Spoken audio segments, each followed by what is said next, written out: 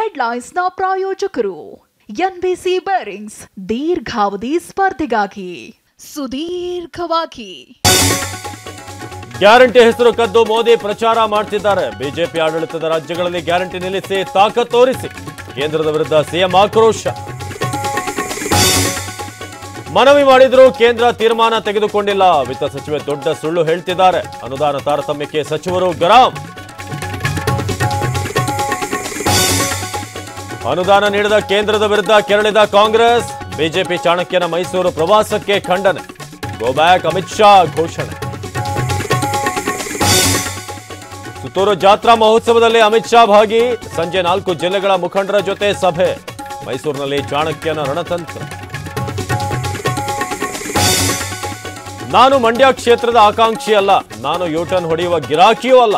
ಸ್ಪರ್ಧೆಗೆ ಮುಖಂಡರ ಒತ್ತಾಯವಿದೆ ಎಂದ ನಿಖಿಲ್ ಕುಮಾರಸ್ವಾಮಿ. ನನಗೆ ನಾನೇ ಹೈಕಮಾಂಡ್, ನನಗೆ ಯಾರೂ ಹೈಕಮಾಂಡ್ ಇಲ್ಲ.